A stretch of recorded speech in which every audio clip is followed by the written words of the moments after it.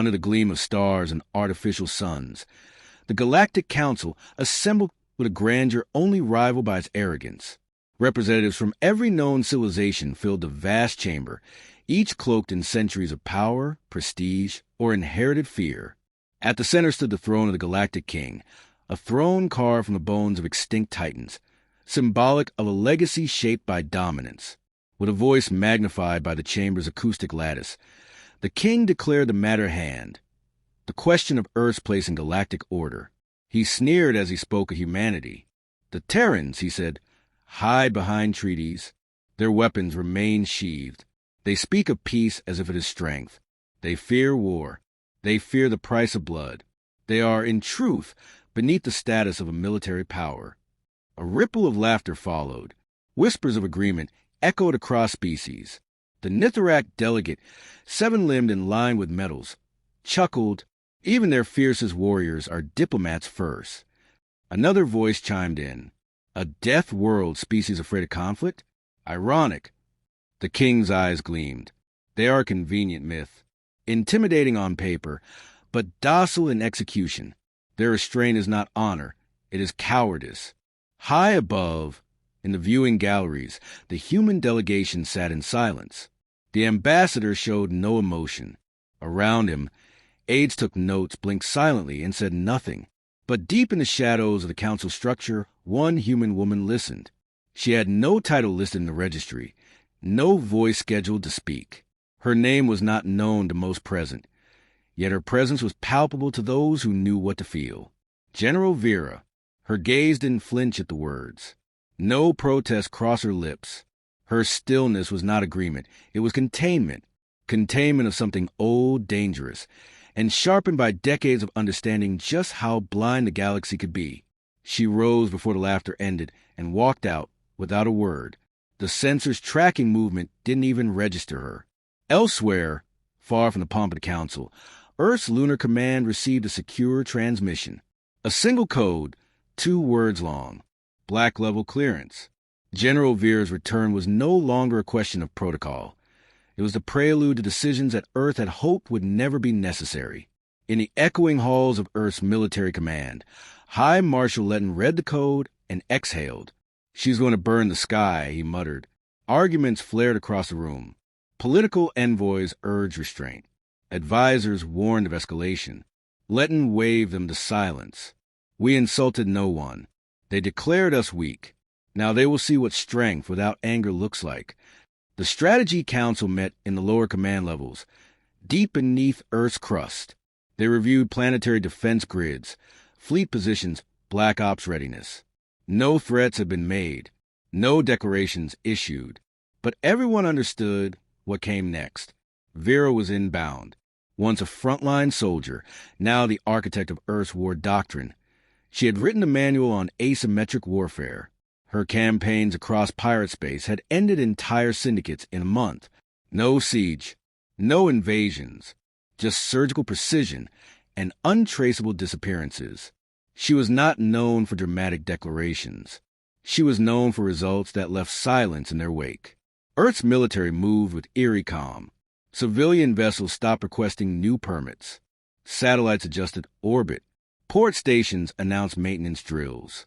Old warships, once mothballed, vanished from dry docks. No press, no broadcasts, no threats, only absence. On the Council surveillance networks, Earth looked peaceful, too peaceful. 3 days passed, then 6, then 9. Galactic media mocked the silence. The king laughed. "Look," he said, "how they curl inwards. The humans are not warriors. They are relics." In a private chamber aboard Earth's lunar command station, General Vira examined the psychological profiles of every core system leader in the Galactic Empire. Each file cross-referenced with military records, political affiliations, family ties, and planetary infrastructure vulnerabilities. She memorized patterns, not statistics. Weaknesses were never in firepower. They were in decisions. She spoke rarely. When she did, her words cut with purpose. We strike no systems. We strike belief. In the following weeks, 37 surveillance buoys at the edge of human space ceased transmission. No wreckage. No energy signature. No trace. Empire officials dismissed it as technical failure. Traders from fringe worlds disagreed. They whispered of black shadows, ships that didn't ping on scanners, systems that blinked out and never returned. A merchant vessel near the Vira expanse caught a glimpse of something impossible. A fleet of Terran vessels in full battle readiness, running silent, no transponders, with hull designs never before seen. Then its comms went dark. It drifted for days before being found, systems wiped clean, crew alive but silent. They refused to speak, even under neural coaxing. The Galactic King summoned his war council. He scoffed at the ghost stories and dismissed them as Terran theater. Still, probes were sent. None returned. In the core worlds, unease grew. News anchors reported routine military exercises by humans. Border colonies reported unknown energy signatures, like distant storms. No attacks, no casualties, only silence, cold, expanding silence. One ambassador from a minor race approached the council with concern. "We have relied on a reputation built on incomplete understanding," he warned. "They've never struck first, but neither have they ever left a threat unanswered." His plea was dismissed. "Humans are all signal, no fury," said the king. Back on Earth, Vira read the latest briefing. Still no acknowledgement from the king. No apology. No understanding. That was the final variable. She convened a covert meeting with the Lunar Strategic Division. Officers from Terran Intelligence, Advanced Cyber Warfare, and Planetary Penetration Forces attended. Orders were issued. In the outer systems of the Empire, subtle disruptions began. Logistics routes fell out of sync. Storage depots malfunctioned. Encryption algorithms on financial servers began displaying corrupted timestamps. No two errors matched, and yet they followed a pattern. It took Galactic analysts weeks to identify that every affected system had once supported the original war expansion of the Empire, the roots of its military power, quietly choked. During a classified strategy review, the king was shown a compiled report titled Terran Movements Threat Assessment. It noted disturbing consistencies. All Terran deployments were known, followed no logic of conquest or defense. They followed doctrine designed to suffocate empires from within. The king dismissed the report. "We have crushed greater threats," he said. "They're just another species with loud mouths and fragile pride." But beneath that arrogance, even his most loyal commanders began double-checking defenses. General Vira reviewed her own plan, line by line. She added one new objective: ensure every planetary leader in the Empire felt the moment they lost control. She approved the final phase of the preparation. Earth sent no demands, no ultimatums, no declarations. The response would not be a show. It would be a correction. The king had spoken in public, in front of the galaxy. He had mocked humanity. Now, the galaxy would watch what happened to those who mistook silence for surrender. Whispers spread faster than starships. Across the galactic empire, systems at once pulsed with trade, and chatter grew cautious. Merchant convoys rerouted themselves around Terran borders without orders. Long-distance communications carried fewer jokes about humans and more silent unease. No official declaration had come from Earth. No threats. But something had shifted, and the void was louder than war drums. In the high towers of the Empire's capital, the Galactic King met with his closest military advisors. Reports were scattered, difficult to confirm, but patterns emerged. Surveillance buoys on the frontier had ceased transmitting. Critical navigation satellites across 3 sectors failed within hours of each other. A handful of patrol vessels simply vanished. No wreckage, no emergency beacons, just silence. The king reviewed the data with practiced arrogance. "They bluff. That's all they've ever done." His advisors hesitated. One noted the peculiar absence of human traffic from major diplomatic and trade routes. Earth had gone quiet, not in a disorganized way, but in a patterned, strategic absence. The king ignored the caution. "We do not bow to ghosts," he said. "Let them posture. Let them sulk. It proves only their weakness." On Earth, silence was not sulking. It was alignment. General Vira operated with surgical clarity. Each move she authorized had a purpose. Tactical intelligence teams had already mapped out the command structures of the Empire's 28 most vital systems. Their data was layered with decades of civilian behavioral patterns, infrastructure weaknesses, energy consumption cycles, and reaction protocols. It wasn't a plan of attack. It was a plan of collapse. Cyber warfare cells activated passive infiltration, worms across galactic financial networks. The goal wasn't theft. It was fragmentation. Transaction delays, routing misfires, authentication failures. Nothing to cause alarm, just enough to erode trust. Simultaneously, covert orbital drones transmitted false astrometric data to Empire patrol routes, pushing entire trade flotillas off course without their knowledge. In Empire space, strange things began to occur. Power grids in peripheral colonies spiked, then failed, then returned to normal. No cause found. Civilian satellites spun out of alignment in microbursts, barely noticeable but oddly synchronized. Private corporations reported subtle data breaches, the kind so small they wouldn't normally raise alerts. The real effect was psychological. Paranoia took root. A minor noble from the Trallic Dominion, a proud Empire vassal, filed an emergency petition. His family's compound had been briefly locked out of all digital systems. Automated defenses turned inward for 32 seconds. He accused Terran interference. The council laughed. 32 seconds meant nothing, they said. But on Earth, that incident was logged as a complete success. Vira had tasked her cyber units to test psychological penetration limits. The goal wasn't destruction, it was demonstration. Terror didn't come from overwhelming force.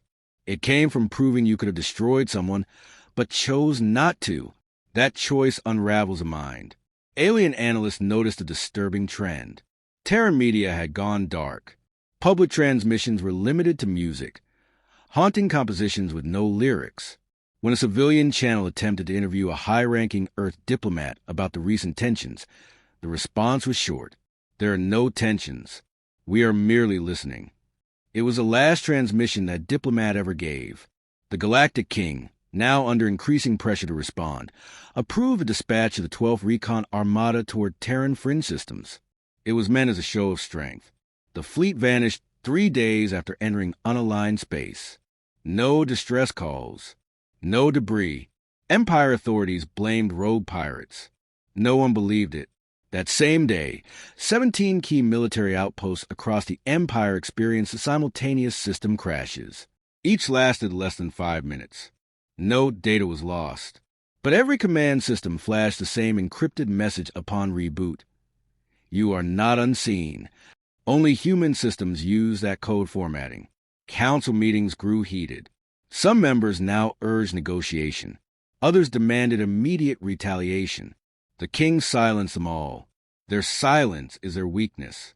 Our strength is in certainty. But he was no longer certain.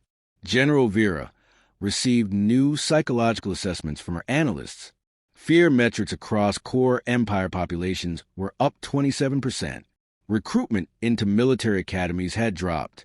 Civil unrest had increased on 7 worlds. Panic was subtle but widespread. She authorized Phase 2. Phase 2 had no weapons. Instead, it unfolded through light, sound, and suggestion. Orbital relay stations that projected cultural entertainment across the Empire began intercepting unexpected signals. Art installations on luxury planets displayed strange, shifting symbols. Terran origin unreadable but ominous. Popular galactic podcasts were replaced with static bursts that played fragments of old Earth wartime speeches. Not propaganda. Memories. Vira didn't need to convince anyone. She needed them to remember what humans were. In the Empire's core military command, a new pattern emerged. Small logistical anomalies began to chain react. A fleet resupply mission failed to arrive on time due to mismatched time codes. Spare parts for critical systems were delayed. Reserve fleets could not deploy because transport assignments were reshuffled by outdated orders. No sabotage, just 1,000 invisible nudges into confusion. Within 1 month, the Empire's readiness dropped 15%. The Galactic King demanded immediate recalibration of all systems and blamed his own ministers for the failure. But his voice carried less weight. His enemies within the council saw the change. He had underestimated not a species, but a doctrine. Then came the images. Without announcement, every major galactic news feed received a data packet. It unlocked simultaneously on every system in the Empire. The footage showed battles never before seen, grainy but brutal recordings from long-forgotten war zones. Terran units moving through alien strongholds, executing missions with mathematical precision. Entire strongholds neutralized in minutes. Bioengineered monstrosities brought down without superweapons. Just tactics, timing, and sheer unyielding will. The last image was of General Vira standing over the corpse of a warlord believed to be unkillable. The feed ended with no message. No claim, just history, presented like a cold wind. Mass panic didn't follow. What followed was hesitation. Political leaders stopped issuing threats. Fleet commanders delayed maneuvers, awaiting clarification. Even the king paused his next decree. The entire galaxy was not waiting for war. It was waiting for Vira. On Earth, the final evaluations were underway. The Empire's supply chains were mapped down to the hour. Their social systems were cracking. Vira reviewed the final list of intervention targets. Her eyes paused only on the capital. Her advisors debated whether now was the time to issue demands, to present Earth's terms. She overruled them. "We make no demands," she said. "We only correct errors." The council chamber had not been this silent in recorded memory. Delegates from across the galaxy, once eager to speak over one another, now sat motionless. The only sound was a low hum of energy shielding. Eyes were fixed on the entrance as the woman they all feared approached, not flanked by guards, not carrying a weapon, not speaking a word. General Vira didn't need spectacle. Her presence was enough. She stepped into the center of the chamber. The Galactic King, once confident, now shifted in his seat with unease poorly disguised. He opened his mouth to speak, but Vira beat him to it with 3 words. "You were warned." A sharp intake of breath spread across the assembly. She didn't elaborate. Instead, she placed a small device on the center platform. It activated silently, displaying 36 worlds simultaneously. Each screen showed a Terran ship hovering over an Empire-controlled planet, undisturbed, untouched, and yet impossibly present. Systems once thought untouchable had been infiltrated, disarmed, and left exposed, all without a single shot fired. "We never needed to invade," Vira said. "We only needed to remind you that humanity has never forgotten how to end wars. We simply choose to delay that decision." The king attempted to regain his composure. "This is intimidation," he spat. "You terrorize innocents." "No," Vira interrupted. "We paralyzed infrastructure. We disabled weapons. Not one civilian harmed. Not one city destroyed. You brought us to the edge of violence. We showed you the edge has no guardrails." He rose, voice rising with desperation. "You have destabilized an empire." She met his gaze without blinking. "Your empire was never stable. It was sustained by fear. We simply redirected it." One by one, council members turned to her.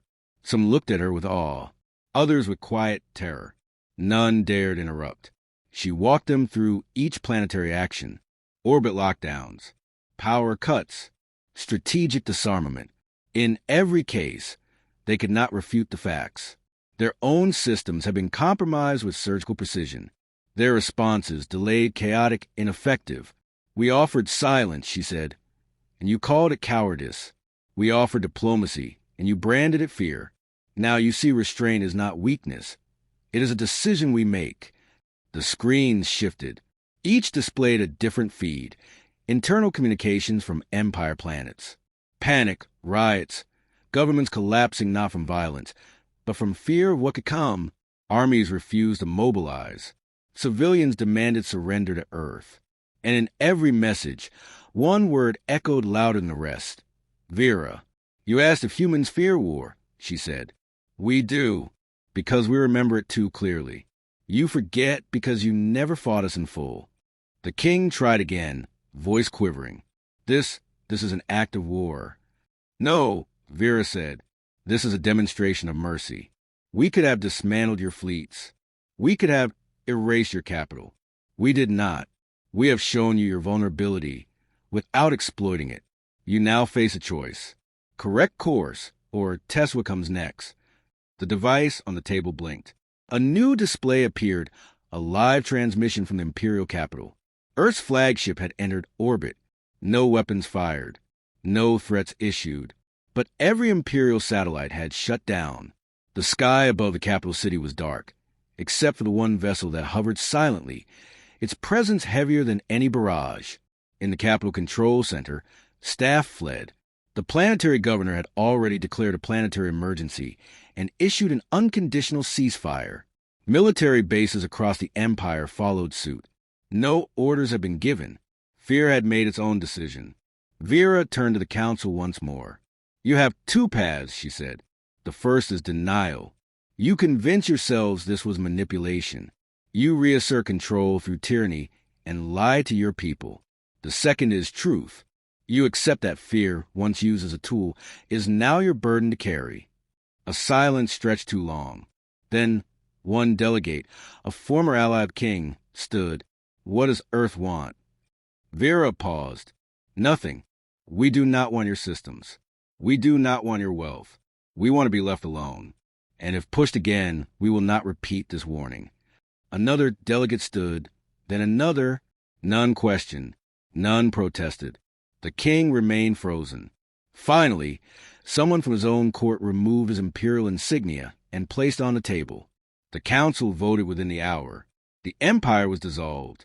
A new coalition formed, neutral, decentralized, built not on strength, but on deterrence. Earth did not join it. They did not ask for a seat. They simply left. Back aboard her command vessel, Vira watched the final vote pass. A transmission arrived. The king, now in exile, requested a private audience. She declined. Instead, she sent one message. You said we feared war. But fear is not absence of strength. It is its proof. It reminds us what we must avoid. You forgot. We reminded you. She deactivated the message and stood in silence. In the weeks that followed, galactic trade resumed. Former Imperial systems rebuilt infrastructure under Terran-designed protocols for defensive integrity.